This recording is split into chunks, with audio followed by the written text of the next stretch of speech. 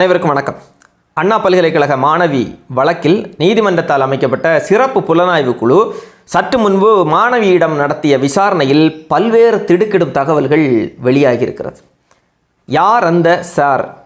இந்த கேள்விதான் இந்த அண்ணா பல்கலைக்கழக வழக்கில் ஆரம்பம் தொட்டு இப்போது வரைக்கும் எல்லோருடைய மனதிலும் இருந்து வரக்கூடிய ஒரு கேள்வி. எதிர்க்கட்சிகள் தொடர்ந்து போராட்டங்களை நடத்தி வருகிறார்கள், யார் அந்த சார் என்கிற கேள்விகளை முன்வைத்து. அப்படி ஒரு சார் இருந்தால் கூட அவரெல்லாம் வெளியே வரமாட்டாருங்க, அவரை எல்லாம் பாதுகாத்து விடுவார்கள், மூடி மறைத்து விடுவார்கள் இந்த வழக்கை என்றும் பலர் தங்களுடைய கருத்துக்களை பதிவு செய்து வந்த சூழலில்தான் மாணவி மறுபடியும் உறுதிப்படுத்தியிருக்கிறார் ஒரு செய்தியை. ஞானசேகரன் அந்த சாருடன் பேசியது உண்மைதான், அலைபேசியில் பேசினா, நான் மிரட்டிட்டு வந்துடுறேன் என்று அந்த சாரிடம் ஞானசேகரன் சொல்லியது உண்மைதான். 3 முறை 4 முறை என்னிடம் ஞானசேகரன் அந்த சாரோடு நீ கொஞ்ச நேரம் இருக்க வேண்டும் என்று சொல்லி வற்புறுத்தினான் என்று மாணவி தன்னுடைய வாக்குமூலத்தை சிறப்பு புலனாய்வு குழுவிடம் சொல்லியிருக்கிறார். உண்மையிலேயே சிறப்பு புலனாய்வு குழுவினுடைய விசாரணையை நம்ம பாராட்டியாக வேண்டும் என்று நினைக்கிறேன். ஏனென்றால் அந்த யார் அந்த சார் என்கிற ரீதியில் விசாரணைகள் நடத்தப்படுமா இல்லையா என்பதே பலருக்கும் ஒரு சந்தேகமாக இருந்தது மக்களுக்கு. ஏனென்றால் பல்வேறு வழக்குகளில் இப்படி தான் கேள்விகள் எழுப்பப்படும், ஆனால் அது அப்படியே மூடி மறைக்கப்பட்டுவிடும். இந்த வழக்கிலும் அப்படி ஆகிவிடுமோ என்கிற சந்தேகத்தில் இருந்த மக்களுக்கு சிறப்பு புலனாய்வு குழுவினுடைய இந்த விசாரணை என்பது கூடுதல் நம்பிக்கையை கொடுத்திருக்கிறது என்று சொல்லலாம். மாணவி மறுபடியும் உறுதிபட சொல்லியிருக்கிறார், அந்த சாரிடம் ஞானசேகரன் பேசியது உண்மைதான் என்று. இப்போ இதில் நம்ம கூடுதலாக கவனிக்க வேண்டிய செய்தி என்னென்னா, ஞானசேகரனுடைய அலைபேசி அந்த நேரத்தில் ஏர்பிளைன் மோடில் இருந்ததா காவல் ஆணையர் சொல்லியிருந்தார். அது மட்டும் இல்லாமல் வேறு யாரும் இல்லை, ஞானசேகரன் தான் குற்றவாளி என்கிற ரீதியில் அவர் பத்திரிகையாளர் சந்திப்பில் எல்லாம் பேசியிருந்தார். நீதிமன்றமே அவருடைய கருத்துக்கு கடுமையான கண்டனத்தை எல்லாம் தெரிவித்திருந்தது. இப்போ நமக்கு எழக்கூடிய கேள்வி என்னென்னா, அந்த அலைபேசி ஏர்பிளைன் மோடில் இருந்ததுன்னா அப்போ இன்னொரு அலைபேசியில் ஞானசேகரன் பேசியிருப்பானோ என்கிற சந்தேகம் எழுகிறது. ஏற்கனவே அந்த சந்தேகம் பரவலாக இருந்தே வருகிறது. காவல்துறையும் அந்த ரீதியிலும் விசாரணைகளை நடத்துவதாக எல்லாம் சொல்லியிருந்தாங்க. இப்போ மாணவி மறுபடியும் இதை உறுதிப்படுத்தியிருப்பதன் மூலமாக வேறு ஏதாவது அலைபேசியை ஞானசேகரன் பயன்படுத்தி இருக்கலாம் என்கிற சந்தேகம் கூடுதலாக எழுகிறது. ஏன்னா சார், அந்த சார் அப்போ அது ஏதோ ஒரு முக்கியமான ஒரு நபராகத்தான் இருந்திருப்பார். அப்படி ஒரு சார் இருக்கிறார் என்றால் கண்டிப்பாக முக்கியமான ஒரு நபராகத்தான் இருந்திருப்பார்.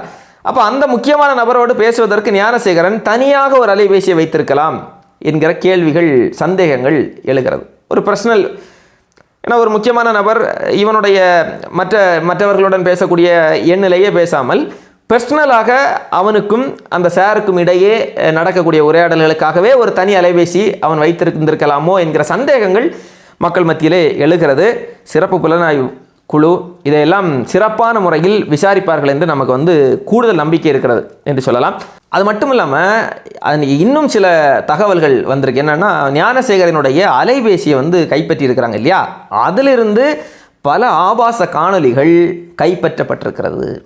அதில் என்ன அதிர்ச்சிகரமான செய்தின்னா, இன்னும் பல பெண்கள் பாதிக்கப்பட்டிருக்கலாம் என்கிற செய்திகள் வருகிறது. அந்த ஆபாச காணொளிகளிலிருந்து 4 பெண்கள் அடையாளம் காணப்பட்டிருக்கிறார்களாம். அவர்களிடமும் புகார் பெறப்பட்டு விசாரணைகள் நடத்துவதன் மூலமாக இதுக்கு பின்னால் வேறு என்னெல்லாம் நடந்திருக்கிறது, வேறு என்னென்ன மர்மங்கள் இருக்கிறது, வேறு ஏதாவது குற்றவாளிகள் இதன் பின்னால் இருக்கிறார்களா என்கிற தகவல்கள் வரும் என்கிற அடிப்படையில் அந்த மாணவிகளிடம் புகார் பெறுவதற்கான முயற்சியிலும் சிறப்பு புலனாய்வு குழு ஈடுபட்டிருப்பதாக தகவல்கள் வருகிறது. அதில் அவங்க முக்கியமாக ஒரு செய்தியை சொல்லியிருக்கிறாங்க. சிறப்பு புலனாய்வு குழு என்னென்னா, அந்த பாதிக்கப்பட்ட மாணவிகள் நீங்கள் புகார் கொடுக்கலாம், தைரியமாக புகார் கொடுக்கலாம், உங்களுடைய அடையாளங்கள் பாதுகாக்கப்படும், ரகசியம் காக்கப்படும் என்கிற மிக முக்கியமான ஒரு கருத்தை சொல்லியிருக்கிறாங்க.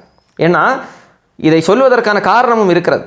எஃப்ஐஆர் கசிந்தது இல்லையா, மாணவியினுடைய எஃப்ஐஆர். அப்போதே ஒரு கேள்வி எழுப்பப்பட்டது, இப்படி எஃப்ஐஆர் கசிந்தால் எப்படி இந்த வழக்கில் கூடுதலாக வேறு ஏதாவது மாணவிகள் ஒருவேளை பாதிக்கப்பட்டிருந்தால் அவர்கள் எப்படி தைரியமாக புகார் கொடுப்பார்கள், அவர்களை அச்சுறுத்தும் வகையில் தான் வேண்டுமென்றே இந்த எஃப்ஐஆர் கசியவிடப்பட்டதோ என்கிற சந்தேகங்கள் எல்லாம் எழுப்பப்பட்டது. அந்த சந்தேகங்கள் எல்லாவற்றிற்கும் ஒரு முற்றுப்புள்ளி வைக்கும் விதமாக வெளிப்படையாகவே சிறப்பு புலனாய்வு குழு சொல்லியிருக்கிறாங்க, தைரியமாக வாங்க, உங்களுடைய அடையாளங்கள் பாதுகாக்கப்படும் என்று. உண்மையிலேயே நாமும் கூட என்ன சொல்கிறோம்னா, மாணவிகள் பாதிக்கப்பட்டிருக்கிற பட்சத்தில் அவர்கள் தைரியமாக புகார் கொடுக்கப்பட வேண்டும். இது நீதிமன்றத்தால் அமைக்கப்பட்ட குழு, விசாரணை குழு. அதனால் நம்ம அவர்களை நம்பலாம். உறுதியாக மாணவிகள் புகார் கொடுக்கிற பட்சத்தில் இதன் பின்னால் உண்மையிலேயே இது ஞானசேகரன் மட்டும்தான் இருக்கிறானா, இல்லை இதன் பின்னால் வேறு ஏதாவது முக்கிய நபர்கள் இருக்கிறார்களா, இவனுக்கு அந்த அண்ணா பல்கலைக்கழகத்தில் மட்டும்தான் இந்த சம்பவத்தில் இவர்கள் ஈடுபட்டிருக்கிறார்களா, இல்லை தமிழ்நாடு முழுக்க மற்ற பகுதிகளிலும் இல்லை இவனுக்கு வேறு ஏதாவது கூட்டாளிகள் ஏன்னா கூட்டாளிகள் ஏன் சொல்கிறேன் என்றால், இந்த காணொலியிலேயே ஒரு காணொலியில் திருப்பூரை சேர்ந்த ஒருவன் இருக்கிறானாங்க. அவன் ஏற்கனவே ஒரு பாலியல் வழக்கில் சிக்கியவனாம். அவனும் இந்த ஆபாச காணொலியில் இருக்கிறானா. அப்போ அவனுக்கும் ஞானசேகரனுக்கும் என்ன தொடர்பு? அப்போ இவர்கள் 2 பேர் மட்டும்தான் இந்த வழக்கில் சம்பந்தப்பட்டிருக்கிறார்களா, இல்லை இவர்களுக்கு தமிழ்நாடு முழுக்க ஒரு பெரிய நெட்வொர்க் இருக்கிறதா என்கிற சந்தேகங்கள் எழும்புகிறது. ஏனென்றால் இவன் இந்த மாணவியிடம் பாலியல் வன்கொடுமையில் ஈடுபட்டதற்கு 2 நாள் முன்னாடி தான் அந்த மாணவியினுடைய தோழியிடமும் பாலியல் வன்கொடுமையில் ஈடுபட்டதாக எல்லாம் செய்திகள் வருகிறது. எத்தனை பேரை இவன் இந்த அயோக்கியப்பை சீரழிச்சிருப்பான்னு தெரியலை. இதெல்லாம் பார்க்குறப்போ இது ஏதோ வெறும் 3-4 பெண்களோடு நின்று விடுமா, ஞானசேகரனோடு மட்டுமே நின்று விடுமா, இல்லை இதன் பின்னால் என்னென்ன இருக்க போகிறது, அடுத்தடுத்த விசாரணையின் போது என்னென்ன தகவல்கள் வரப்போகிறது என்பதை நினைத்தாலே பதைக்கிறது நெஞ்சம். இந்த ஞானசேகரனை கஸ்டடியில் எடுத்து விசாரிக்க போகிறாங்களாம் சிறப்பு புலனாய்வு குழு. உண்மையிலேயே அந்த சிறப்பு புலனாய்வு குழுவினுடைய விசாரணை, ஞானசேகரனிடம் அவர்கள் நடத்தக்கூடிய அந்த விசாரணை தான் இந்த வழக்கில் ஒரு பெரிய ஒரு டேர்னிங் பாயிண்டாக இருக்க போகிறது. அவன் வாயை திறக்கணும். ஞானசேகரனிடம் நடத்த வேண்டிய ரீதியில் உறுதியாக சிறப்பு புலனாய்வு குழு விசாரணை நடத்துவார்கள். அவன் என்ன சொல்ல போகிறாங்கிறதுல தான் இந்த வழக்கு அடுத்த கட்டமாக எதை நோக்கி செல்ல போகிறது என்கிற தகவல்கள் எல்லாம் நமக்கு தெரிய வரும். இவன் சாதாரண ஆள் இல்லை. நம்ம ஏற்கனவே நம்ம சொல்லியிருந்தோம், இந்த ஞானசேகரன் இவன் சாதாரண ஆளே இல்லை. இவன் பெரிய அக்யூஸ்ட். இவங்கிட்ட வெறும் பாலியல் சீண்டல்களில் மட்டும் ஈடுபடலை. இவன் அதை தாண்டி ஆள் கடத்தல், திருட்டு, இப்படி பல்வேறு வழக்குகளில் இவன் சிக்கியிருக்கிறான். இவனை எப்போதோ குண்டாசில் போட்டிருக்கணும். இவனை யாரையெல்லாமோ குண்டாசில் போடக்கூடிய இந்த அரசு, சவுக்கு சங்கரையெல்லாம் பிடிச்சி குண்டாசில் போடக்கூடிய இந்த அரசுக்கு எதிராக பேசக்கூடிய நபர்களை எல்லாம் குண்டாசில் போடக்கூடிய இந்த அரசு இது போன்ற அக்யூஸ்டுகள், அயோக்கிய பயல்களை எல்லாம் தூக்கி உள்ளே போடாமல், இதில் என்ன கொடுமை தெரியுமா, இந்த ஞானசேகரனை கைது செய்த அன்னைக்கு வெளியே விட்டுருக்குறாங்கங்க. நாம் ஏற்கனவே அதை பலமுறை பேசியிருந்தோம். அதுதான் நமக்கு கூடுதல் சந்தேகத்தை எழுப்புகிறது. இவ்வளவு குற்றப்பின்னணி உள்ள ஒரு நபரை ஏற்கனவே வழக்கு இருக்கிறது அவன் மேலே, அவனை எப்படி நீங்கள் வெளியே விட்டாங்க என்கிற ஒரு பெரிய ஒரு கேள்வி நமக்கு எழுகிறது. அந்த கேள்வியே கூடுதலாக பல சந்தேகங்களை எழுப்பியது. உண்மையிலே நம்ம அந்த மாணவியை பாராட்டணுங்க. இது போன்ற எத்தனையோ பெண்களுக்கு நாட்டில் கொடுமைகள் நடக்கிறது. ஆனால் வெளியே தெரிந்தால் அது நமக்கு ஒரு அசிங்கம் ஆயிரும், அவமானம் ஆயிரும் என்று நினைத்து நிறைய பெண்கள் தங்களுக்கு நடந்த கொடுமைகளை வெளியே சொல்லாமல் உள்ளுக்குள்ளாடிய வைத்து பூட்டி வச்சு அது வாழ்நாள் முழுக்க அது ஒரு நரக வேதனை பல பெண்கள் அனுபவித்து வருவார்கள். ஆனால் இந்த மாணவி துணிந்து வெளியே சொன்னா பார்த்தீங்களா. இந்த மாணவி வெளியே சொல்லலைன்னா இந்த அயோக்கிய பையன் ஞானசேகரன் சுதந்திரமாக சுற்றிட்டு இருந்திருப்பாங்க. பிரியாணி கடையை நடத்திட்டு அப்படியே அவன் பெரிய ஒரு சொகுசு வாழ்க்கையை வாழ்ந்துக்கிட்டு பண்ணை வீட்டில் போய் பண்ணை வீடெல்லாம் வச்சுருக்கிறான். 3.5 ஏக்கரில் வாழ்ந்துருப்பான், சொகுசாக வாழ்ந்துருப்பான். முழு நேரமாக இதே வேலையை வச்சுருந்துருக்குறாங்க. பெண்களை சீண்டுவதையே முழு நேர வேலையை வச்சுருந்துருக்கிறான். அந்த மாணவி ஒரு புகாரை கொடுத்தனால்தான் இந்த அயோக்கிய இன்னைக்கு வெளியே வந்தான்.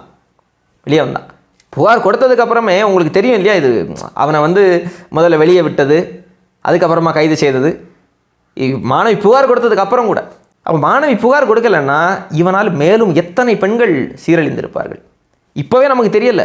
முழுமையான விசாரணை இவரிடம் நடத்தப்பட்டதற்கு பிறகுதான் எத்தனை பெண்கள் இவனால் பாதிக்கப்பட்டிருக்கிறார்கள் என்கிற செய்திகள் நமக்கு தெரிய வரும். அப்போது மாணவிக்கு உண்மையிலே நம்ம தலை வணங்க வேண்டும் அந்த மாணவிக்கு.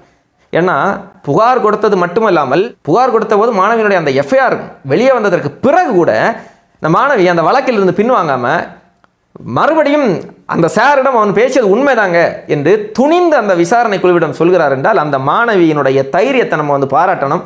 ஒட்டுமொத்த தமிழ்நாடே அந்த மாணவியுடன் நிற்க வேண்டும். இந்த நேரத்தில் அந்த மாணவிக்கு தேவை இதுதான், ஒரு உளவியல் ரீதியான ஒரு தைரியம், ஒரு துணிச்சல் அந்த மாணவிக்கு வேணும். அப்படி துணிந்து நிற்கக்கூடிய ஒரு மாணவியை தான் சிலர் மாணவி மீதே புகார் சொல்லக்கூடிய வேலைகள்லாம் செய்கிறாங்க. அது நீதிமன்றமே கண்டித்தது. இந்த அரசு வழக்கறிஞரே நீதிமன்றத்தில் அதை தானே சொன்னார். மாணவியை பற்றி தவறான முறையில் பேசுகிற போது நீதிமன்றமே கண்டித்தது. என்னங்க நீங்கள் மாணவியை பற்றி பேசி கொண்டிருக்கிறீர்கள், அதெல்லாம் பேசக்கூடாதுங்க.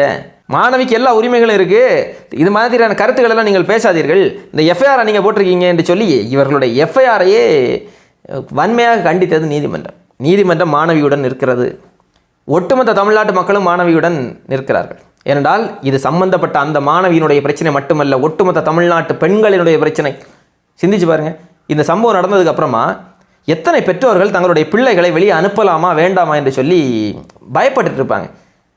சரி, ஏற்கனவே அனுப்பிய பெற்றோர்கள் எத்தனை பிள்ளைகள் படிக்கிறார்கள்? தமிழ்நாடு முழுவதிலும் இருந்து, அண்ணா பல்கலைக்கழகத்தில் மட்டும் இல்லைங்க, தமிழ்நாடு முழுவதும் இருந்து பல்வேறு மாவட்டங்களிலிருந்து வெவ்வேறு மாவட்டங்களுக்கு சென்று எத்தனையோ மாணவிகள் படிக்கிறார்கள். அவர்களெல்லாம் என்ன தைரியத்தில் அனுப்புகிறாங்க பெற்றோர்கள்? சரி, கல்லூரி நிர்வாகம் இருக்கிறது, காவல்துறை இருக்கிறது, அரசு இருக்கிறது, பாதுகாப்பார்கள், நம்ம வீட்டு பிள்ளை பாதுகாப்பாங்க, பத்திரமா நம்ம வீட்டு பிள்ளை வந்துவிடும் என்கிற நம்பிக்கையில் தானே அனுப்புகிறாங்க. இப்படி நடந்தால் அந்த அச்சம் வருமா வராதா மக்களுக்கு? அப்போது அந்த அச்சம் எல்லாவற்றையும் போக்கக்கூடிய விதத்தில் இந்த வழக்கு செல்ல வேண்டும். வழக்கு விசாரணை சென்று கொண்டிருக்கிறது. இது நீதிமன்றம் விடவே கூடாது. இதில் ஒருத்தனையும் விடக்கூடாது.